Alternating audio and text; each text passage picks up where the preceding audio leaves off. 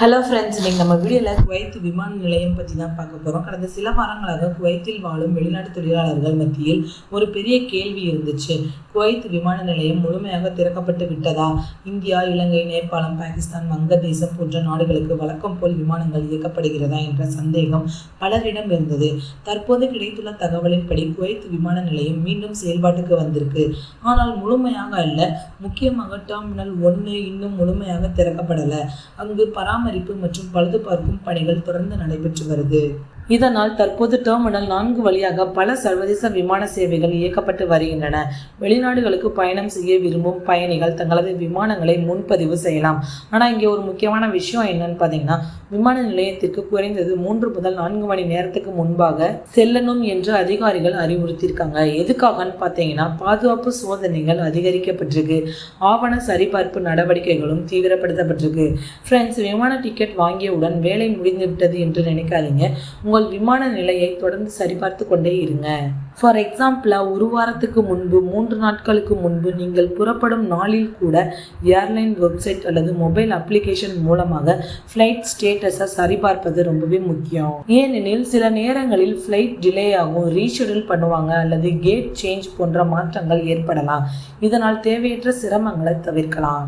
Second update பார்த்தீங்கன்னா, குவைத்தில் மோசடிகள் அதிகரித்து வருவதாக அதிகாரிகள் எச்சரிக்கை கொடுத்திருக்காங்க. சமீபத்தில் அதிர்ச்சிகரமான ஒரு சம்பவம் வெளியாகி இருக்கு. ஒரு குவைத் நபர் போலி காவல்துறை அதிகாரியாக நடித்து பல கடைகளில் மோசடி செஞ்சிருக்காங்க. அவர் அங்குள்ள கடைகளுக்கு சென்று, நாங்கள் அரசு அதிகாரிகள், உங்கள் பொருட்களை சோதனை செய்ய வந்திருக்கோம் என்று கூறி பல பொருட்களை எடுத்து சென்றுள்ளார். பின்னர் அந்த பொருட்களை திருப்பி கொடுக்காமல் மோசடி செய்துள்ளார். இவ்வாறு பல கடைகளை ஏமாற்றியதாக கூறப்படுது. சிலர் அவருக்கு உடந்தையாக இருந்ததாகவும் விசாரணையில தெரிய வந்திருக்கு. இறுதியில் அதிகாரிகள் அவரை கைது செஞ்சுட்டாங்க.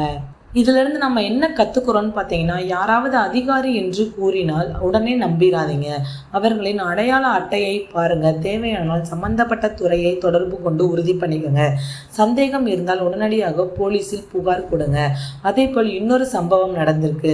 ஒரு அதிகாரி சட்டவிரோதமாக சிவில் ஐடி தொடர்பான ஆவணங்களை ஏற்பாடு செய்து கொடுத்ததாக குற்றச்சாட்டு எழுந்திருக்கு. பணம் வாங்கி விதிமுறைகளை மீறி வேலை செய்ததாக விசாரணையில் தெரிய வந்திருக்கு.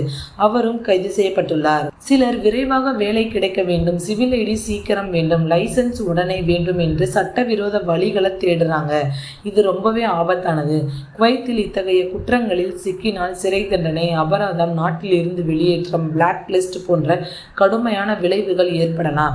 அதனால எந்த சூழ்நிலையிலும் போலி ஆவணங்கள், சட்டவிரோத வழிகள், லஞ்சம் போன்றவற்றை தவிர்க்கணும். மூன்றாவது அப்டேட் பார்த்தீங்கன்னா, சவுதி அரேபியாவில் நடந்த ஒரு வழக்கு உலகம் முழுவதும் கவனத்தை ஈர்த்திருக்கு. 2019ஆம் ஆண்டு நடந்த ஒரு கொலை வழக்கு. ஒரு சவுதி குடிமகன் உயிரிழந்த சம்பவம். இந்த வழக்கு கடந்த 6 ஆண்டுகளாக நீதிமன்றத்தில் நடைபெற்றது. உயிரிழந்த நபரின் குடும்பம் இது திட்டமிட்ட கொலை அப்படின்னு சொல்றாங்க. மற்றொரு தரப்பு இது திட்டமிடப்படாத சம்பவம்னு சொல்றாங்க.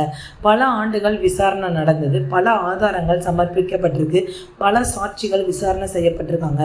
இறுதியாக நீதிமன்றம் தீர்ப்பு வழங்கியது. குற்றம் சாட்டப்பட்ட நபருக்கு மரண தண்டனை விதிக்கப்பட்டது. ஆனால் அதன் பிறகு எதிர்பாராத திருப்பம் ஏற்பட்டது. உயிரிழந்த நபரின் குடும்பமே நாங்கள் அவரை மன்னிக்கிறோம் என்று அறிவித்துட்டாங்க. இந்த சம்பவம் சமூக வலைதளங்களில் பெரிய விவாதத்தை ஏற்படுத்தியிருக்கு. சிலர் இதை மனிதாபிமானத்தின் உச்சம் என்று சொல்றாங்க. சிலர் சட்டத்தின் கடுமை மற்றும் கருணையின் சமநிலைன்னு சொல்றாங்க.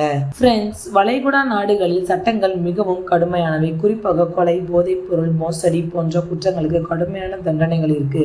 அதனால் அங்கு வாழும் அனைவரும் சட்டங்களை மதித்து நடப்பது ரொம்பவே அவசியம். ஃப்ரெண்ட்ஸ், இன்னைக்கான அப்டேட்ஸ் இதுதான். இந்த வீடியோ உங்களுக்கு ரொம்பவே யூஸ்ஃபுல்லாக இருக்கும்னு நினைக்கிறேன். மறக்காம நம்ம சேனலை சப்ஸ்கிரைப் பண்ணிக்கோங்க. தேங்க்யூ.